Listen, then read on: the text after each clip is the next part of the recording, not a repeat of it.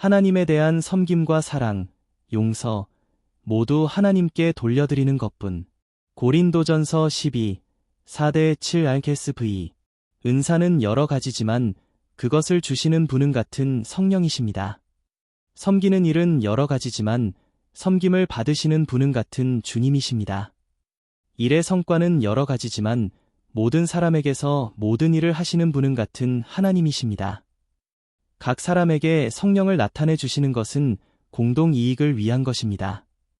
요한복음서 12시 24분-28, 30-33, 35-36 RKSV. 내가 진정으로 너희에게 말한다. 밀알 하나가 땅에 떨어져서 죽지 않으면 한 알 그대로 있고 죽으면 열매를 많이 맺는다.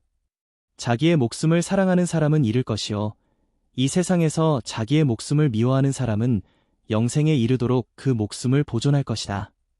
나를 섬기려고 하는 사람은 누구든지 나를 따라오너라. 내가 있는 곳에는 나를 섬기는 사람도 나와 함께 있을 것이다. 누구든지 나를 섬기면 내 아버지께서 그를 높여주실 것이다. 지금 내 마음이 괴로우니 무슨 말을 하여야 할까? 아버지, 이 시간을 벗어나게 하여 주십시오 하고 말할까? 아니다. 나는 바로 이 일 때문에 이때에 왔다. 아버지, 아버지의 이름을 영광스럽게 드러내십시오. 그때에 하늘에서 소리가 들려왔다. 내가 이미 영광되게 하였고 앞으로도 영광되게 하겠다. 예수께서 대답하셨다. 이 소리가 난 것은 나를 위해서가 아니라 너희를 위해서이다. 지금은 이 세상이 심판을 받을 때이다. 이제는 이 세상의 통치자가 쫓겨날 것이다. 내가 땅에서 들려서 올라갈 때에 나는 모든 사람을 내게로 이끌어 올 것이다. 이것은 예수께서 자기가 당하실 죽음이 어떠한 것인지를 암시하려고 하신 말씀이다. 예수께서 그들에게 대답하셨다. 아직 얼마 동안은 빛이 너희 가운데 있을 것이다. 빛이 있는 동안에 걸어 다녀라. 어둠이 너희를 이기지 못하게 하여라. 어둠 속을 다니는 사람은 자기가 어디로 가는지를 모른다. 빛이 있는 동안에 너희는 그 빛을 믿어서 빛의 자녀가 되어라. 이 말씀을 하신 뒤에 예수께서는 그들을 떠나서 몸을 숨기셨다. 마태복음서 20시 25분-28 RKSV. 예수께서는 그들을 곁에 불러놓고 말씀하셨다.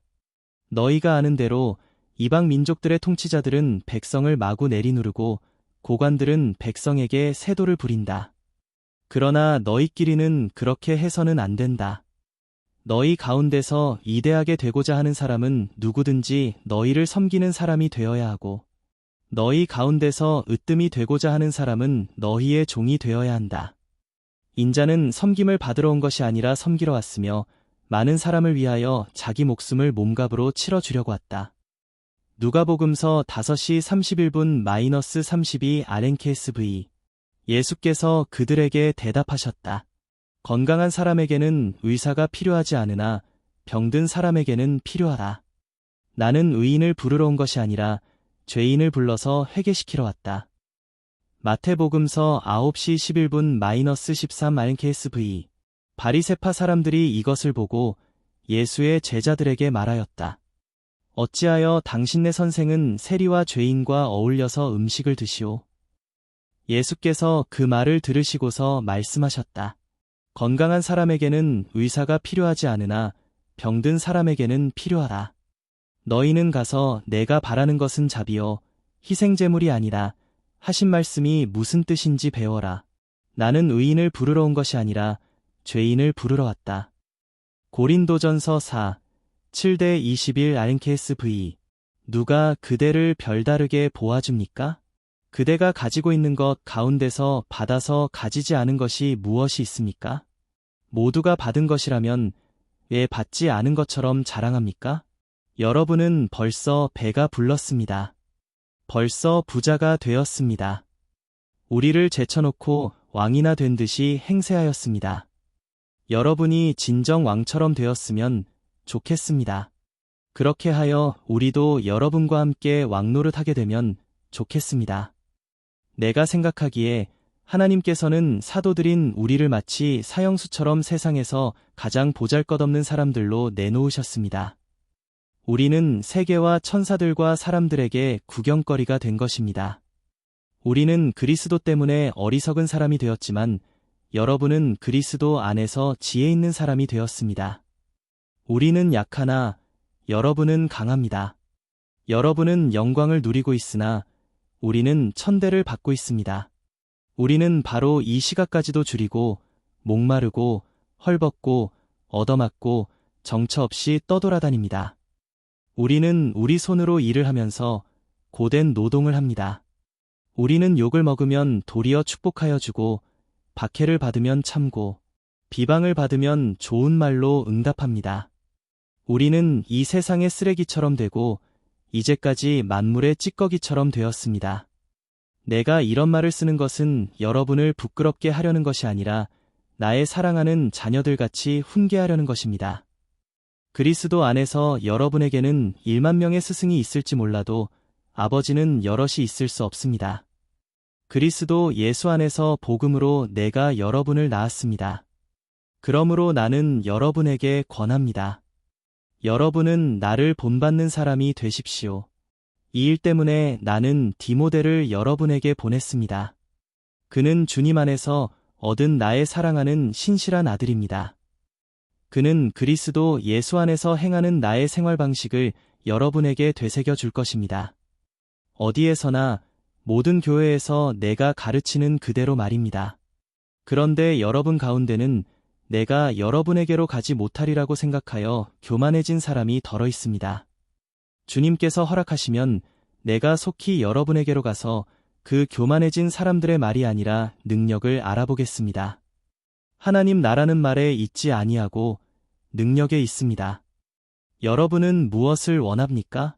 내가 채찍을 들고 여러분에게로 가는 것이 좋겠습니까? 그렇지 않으면 사랑과 온유한 마음을 가지고 가는 것이 좋겠습니까? 요한복음서 1시 16분-18 RKSV. 우리는 모두 그의 충만함에서 선물을 받되 은혜에 은혜를 더하여 받았다.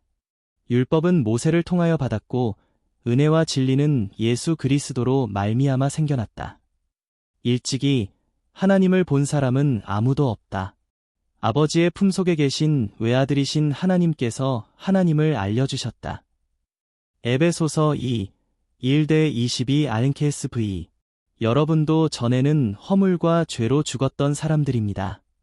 그때에 여러분은 허물과 죄 가운데서 이 세상의 풍조를 따라 살고 공중의 권세를 잡은 통치자, 곧 지금 불순종의 자식들 가운데서 작용하는 영을 따라 살았습니다. 우리도 모두 전에는 그들 가운데에서 육신의 정욕대로 살고 육신과 마음이 원하는 대로 행했으며 나머지 사람들과 마찬가지로 날 때부터 진노의 자식이었습니다. 그러나 하나님은 자비가 넘치는 분이셔서 우리를 사랑하신 그 크신 사랑으로 말미암아 범죄로 죽은 우리를 그리스도와 함께 살려주셨습니다. 여러분은 은혜로 구원을 얻었습니다. 하나님께서 그리스도 예수 안에서 우리를 그분과 함께 살리시고 하늘에 함께 앉게 하셨습니다. 그것은 하나님께서 그리스도 예수 안에서 우리에게 자비로 베풀어 주신 그 은혜가 얼마나 풍성한지를 장차올 모든 세대에게 드러내 보이시기 위함입니다. 여러분은 믿음을 통하여 은혜로 구원을 얻었습니다. 이것은 여러분에게서 난 것이 아니요 하나님의 선물입니다. 행위에서 난 것이 아닙니다. 그러므로 아무도 자랑할 수 없습니다. 우리는 하나님의 작품입니다. 선한 일을 하게 하시려고 하나님께서 그리스도 예수 안에서 우리를 만드셨습니다. 하나님께서 이렇게 미리 준비하신 것은 우리가 선한 일을 하며 살아가게 하시려는 것입니다. 그러므로 여러분은 지난날의 육신으로는 이방 사람이었다는 사실을 명심하십시오. 받은 사람이라고 뽐내는 이른바 할례자들에게 여러분은 무할례자들이라고 불리며 따돌림을 당했습니다. 그때에 여러분은 그리스도와 상관이 없었고 이스라엘 공동체에서 제외되어서 약속의 언약과 무관한 외인으로서 세상에서 아무 소망이 없이 하나님도 없이 살았습니다. 여러분이 전에는 하나님에게서 멀리 떨어져 있었는데 이제는 그리스도 예수 안에서 그분의 피로 하나님께 가까워졌습니다. 그리스도는 우리의 평화이십니다. 그리스도께서는 유대 사람과 이방 사람이 양쪽으로 갈라져 있는 것을 하나로 만드신 분이십니다. 그분은 유대 사람과 이방 사람 사이를 가르는 담을 자기 몸으로 허무셔서 원수된 것을 없애시고 여러 가지 조문으로 된 계명의 율법을 폐하셨습니다. 그분은 이 둘을 자기 안에서 하나의 새 사람으로 만들어서 평화를 이루시고 원수된 것을 십자가로 소멸하시고 이 둘을 한 몸으로 만드셔서 하나님과 화해시키셨습니다. 그분은 오셔서 멀리 떨어져 있는 여러분에게 평화를 전하셨으며 가까이 있는 사람들에게도 평화를 전하셨습니다. 이방 사람과 유대 사람 양쪽 모두 그리스도를 통하여 한 성령 안에서 아버지께 나아가게 되었습니다. 그러므로 이제부터 여러분은 외국 사람이나 나그네가 아니요 성도들과 함께 시민이며 하나님의 가족입니다. 여러분은 사도들과 예언자들이 놓은 기초 위에 세워진 건물이며 그리스도 예수가 그 모퉁이돌이 되십니다. 그리스도 안에서 건물 전체가 서로 연결되어서 주님 안에서 자라서 성전이 됩니다. 그리스도 안에서 여러분도 함께 세워져서 하나님이 성령으로 거하실 처소가 됩니다. 고린도 후서 12, 8-10 나는 이것을 내게서 떠나게 해달라고 주님께 3번이나 간청하였습니다. 그러나 주님께서는 내게 이렇게 말씀하셨습니다. 내 은혜가 내게 족하다. 내 능력은 약한 데서 완전하게 된다. 그러므로 그리스도의 능력이 내게 머무르게 하기 위하여 나는 더욱더 기쁜 마음으로 내 약점들을 자랑하려고 합니다. 그러므로 나는 그리스도를 위하여 병약함과 모욕과 궁핍과 박해와 곤란을 겪는 것을 기뻐합니다. 내가 약할 그때에 오히려 내가 강하기 때문입니다. 로마서 11, 5-36 이와 같이 지금 이 시기에도 은혜로 택하심을 입은 사람들이 남아 있습니다. 은혜로 된 것이면 행위에 근거한 것이 아닙니다. 그렇지 않으면 그 은혜는 이미 은혜가 아닙니다. 그러면 무슨 결과가 생겼습니까? 이스라엘 백성은 찾던 것을 얻지 못하였지만 택하심을 받은 사람들은 그것을 얻었습니다. 그리고 그 나머지 사람들은 완고해졌습니다. 성경에 이렇게 기록한 바와 같습니다. 하나님께서 그들에게는 혼미한 영을 주셨으니 오늘까지 그들은 눈이 있어도 보지 못하고 귀가 있어도 듣지 못한다. 다윗도 다음과 같이 말하였습니다.